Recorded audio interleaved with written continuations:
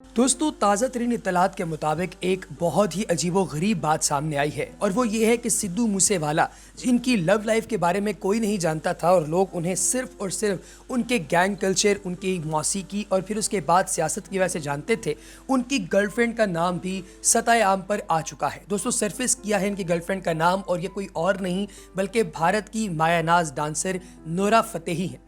दोस्तों, आप लोग सभी लोग इस बात से बखूबी वाकिफ़ हैं कि सिद्धू मूसेवाला इस वक्त कनाडा के अंदर मौजूद थे और कनाडा के अंदर रहते थे। इसके साथ ही साथ वो कभी कभार भारत आया करते थे अपने गांव। सिद्धू मूसेवाला जब भी आते तो उनके जो पासपोर्ट है उसके ऊपर टैग जो है वो कनाडा का ही होता था। दोहरी नेशनैलिटी इनके पास मौजूद थी और नोरा फतेही का ताल्लुक भी कनाडा से ही है और वो भी भारत के अंदर सिर्फ परफॉर्म करने के लिए आती हैं। और दोस्तों, ये काफ़ी अरसे तक एक सीक्रेट के तौर पर इस चीज़ को कीप किया गया था और ऐन मुमकिन था कि जैसे ही ये इलेक्शन जीतते उसके फौरी बाद मंजर आम पर यह बात आ जाती। लेकिन चूंकि ये इलेक्शन नहीं विन किए थे और कुछ अरसा मजीद वेट करके इन्होंने अपना एहतजाज रिकॉर्ड करवाना था और उसके बाद किसान मूवमेंट के सक्सेसफुल होने के बाद ही इनकी शादी का प्लान था और उसी वक्त इन्होंने नोरा फतेही के साथ अपनी शादी को मंजर आम पर लाना था। लेकिन नोरा फतेही ने अभी तक इस खबर की ना तो एक्सेप्टेंस जाहिर की है और ना ही रिजेक्शन, बल्कि बहुत से लोग नोरा फतेही को रीच आउट करने की कोशिश भी कर रहे हैं जिसका अभी तक कोई पॉजिटिव रिस्पांस नहीं मिल पाया।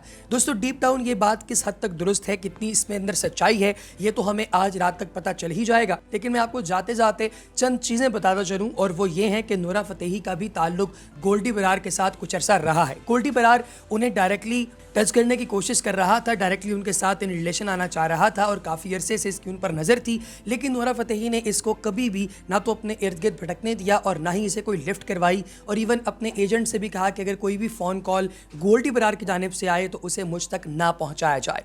दोस्तों, गोल्डी बरार ने अपने एक साथी गैंगस्टर जिसका नाम लॉरेंस बिश्नोई है, उसके साथ मिलकर सिद्धू मूसेवाले को कत्ल किया है और इसकी उन्होंने जिम्मेदारी भी कबूल कर ली है। और उन्होंने ये इसलिए किया है क्योंकि अकाली का लीडर विक्की मधुकेरा अपने कज़न गुरलाल बरार इन दोनों की मौत का जिम्मेदार सिद्धू मूसेवाले को करार देता है और उसका कहना है कि सिद्धू मूसेवाले का इसके अंदर काफ़ी बड़ा हाथ है और उसी ने ये गन्स वगैरह भी सप्लाई की। और ये भी कहा गया कि सिद्धू मूसेवाले के पास AK-47 सिर्फ एक आध नहीं थी बल्कि उसके पास AK-47 का पूरा एक लॉट था और ये सारे का सारा उसने अपनी पर्सनल आर्मी तैयार करने के लिए रखा हुआ था। आप जानते हैं कि भारत के अंदर AK-47 रखने का मतलब होता है कि आपके ऊपर दहशतगर्दी का पर्चा कर दिया जाए। संजय दत्त पर भी इसी चीज़ की वजह से पर्चा हुआ था, दाऊद इब्राहिम को भी इसी वजह से, जो आज भी इंडिया की तारीख है वो एक दहशतगर्द मानती है। और इस तरह के गैंगस्टर्स जो होते हैं उन्हें डिजिटल मीडिया और सोशल मीडिया के जरिए काफ़ी ज़्यादा पावरफुल शो करवाने की भी कोशिशें की जाती हैं। दोस्तों, इस सारी सिचुएशन के बारे में आपकी पर्सनल राय क्या है, हमें इसका इंतजार रहेगा। कमेंट सेक्शन में ज़रूर बताइएगा।